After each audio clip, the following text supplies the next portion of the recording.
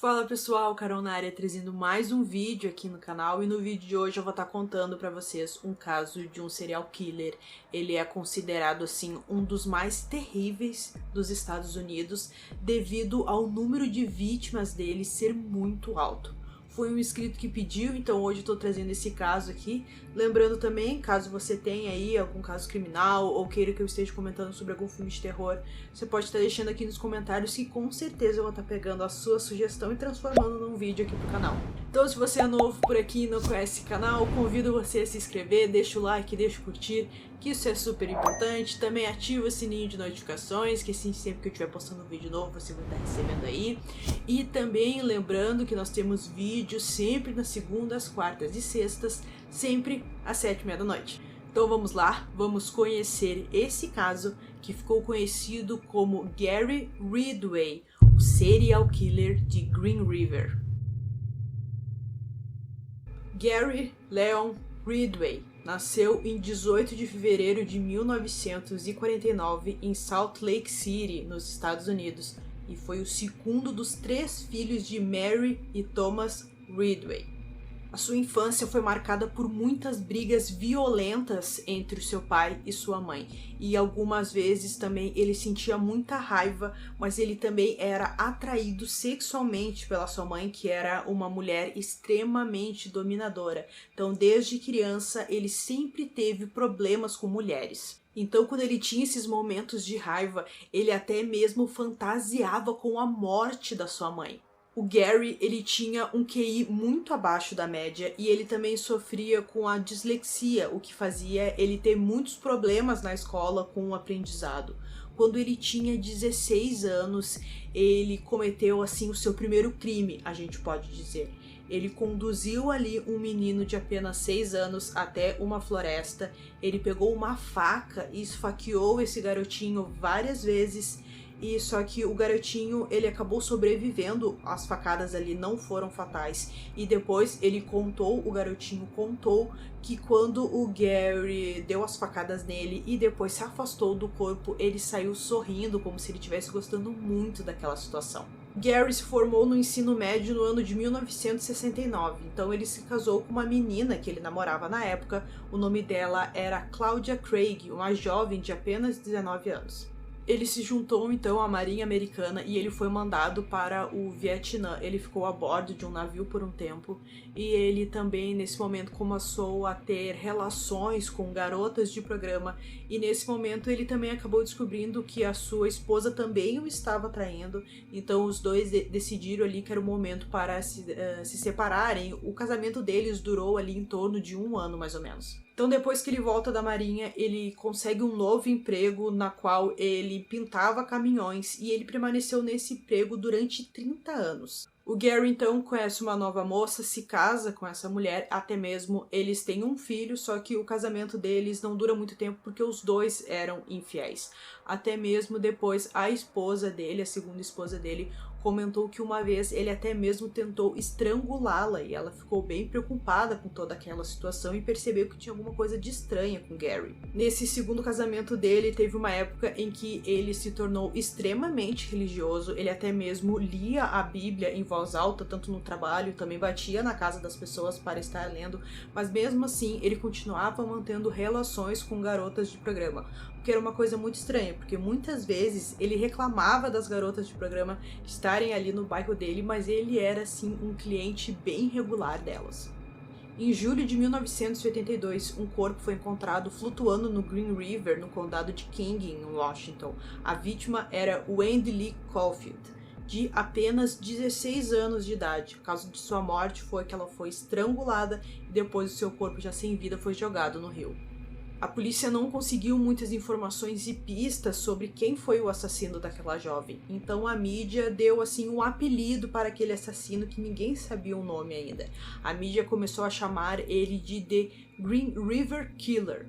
A polícia também na época não fazia ideia de que a Wendy, ela foi o primeiro corpo encontrado de uma série de assassinatos que iria acontecer ali naquela região, mais precisamente do ano de 1982 a 1984. A maioria dos corpos que foram encontrados durante os anos eram de mulheres, mais precisamente de garotas de programas, e também tinha uma área específica na qual esses corpos eram encontrados. Aos arredores do Green River, que tem ali umas áreas com bastante árvores, e também próximos ao aeroporto SeaTac. A idade ali das vítimas que eram encontradas variava bastante, entre 12 e também a 31 anos. Normalmente os corpos eram encontrados nus, sem roupa e também com as unhas cortadas em algum dos casos. A polícia também descobriu que acontecia ali a prática de necrofilia nos corpos também. Com as investigações em andamento, a polícia ela teve uma grande ajuda, a gente pode dizer. A polícia pediu a ajuda do serial killer Ted Bundy, que na época ele estava preso já, e ele foi muito importante nesse caso, porque quando os policiais conversaram com ele para saber qual era a opinião dele sobre isso, o Ted ele disse o seguinte, que como os corpos tinham a necrofilia, então seria ideal quando um novo corpo fosse encontrado, que os policiais ficassem ali fazendo uma vistoria naquela área, porque provavelmente o assassino iria retornar dias depois para estar cometendo tal ato. O Gary foi preso em 1982 e também em 2001 por acusações relacionadas à prostituição. Ele se tornou um suspeito dos assassinatos de Green River em 1983. Até mesmo em 1984, o Gary foi aprovado no teste de polígrafo e foi descartado como suspeito. Por volta de 1985, o Gary começou a namorar Judith Manson e se tornou então a sua terceira esposa no ano de 1988. A Judith ela afirmou em entrevista mais tarde que quando ela se mudou para casa, enquanto eles ainda estavam namorando, não havia tapete. Os policiais mais tarde falaram que provavelmente o Gary tinha enrolado um corpo naquele tapete, era por isso que a casa estava sem o tapete. Na mesma entrevista, ela também escreveu que ele saía para trabalhar de manhã cedo em alguns dias, o que aparentava ser horas extras, mas depois, mais tarde, ficou meio que comprovado que era os momentos ali na qual ele cometeu algum dos assassinatos. Em 30 de novembro de 2001, Gary foi preso pelos assassinatos de Marcia Chapman, Opal Mills, Cynthia Hinds, Carol Ann Christensen. A polícia conseguiu prender ele porque o DNA dele estava nos corpos das vítimas. O Gary, ele sabia que iria ser condenado à pena de morte, então ele ajudou a polícia. Eles meio que fizeram um acordo para ele não ser condenado à pena de morte. Ele levou a polícia em vários locais ali onde ele tinha descartado os corpos e ele também contou como matou cada uma daquelas vítimas. Ele comentou também que gostava de matar as suas vítimas estranguladas. Ele também disse que algumas vezes ele matava as vítimas dentro da própria casa dele e algumas vezes também dentro da floresta. Em outra confissão do Gary, ele disse uma coisa muito sombria. Ele disse que ele usava a foto do filho dele para ajudar ali a ganhar uma confiança das vítimas e também admitiu matar uma das vítimas enquanto o filho dele, que na época ainda era uma criança, esperava dentro do caminhão dele. Quando perguntado ali se ele teria matado o filho dele, se o filho tivesse descoberto ali de alguma coisa, ele falou que sim. Em alguns depoimentos dele, ele disse que tinha matado 61 mulheres, depois ele disse que tinha matado 71 mulheres, mas no fim foi confirmado que ele se lembrava apenas de ter matado 48 mulheres e todas ali no condado de King, em Washington.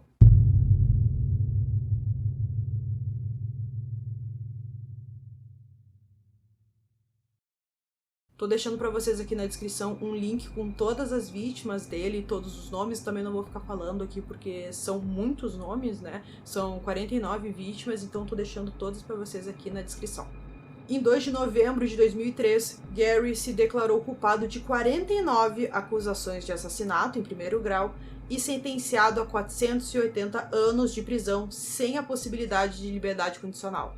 Atualmente ele está com 71 anos e continua preso na penitenciária do estado de Washington, lá nos Estados Unidos. Então a gente trouxe esse caso aqui para vocês, já que foi um inscrito que pediu. Então, lembrando de novo, caso você tenha aí um caso, pode deixar aqui nos comentários, que com certeza eu vou estar trazendo aqui um vídeo pro canal. Então eu espero que vocês tenham gostado desse vídeo. Esse foi mais um vídeo aqui no canal. Durmam bem e até o próximo.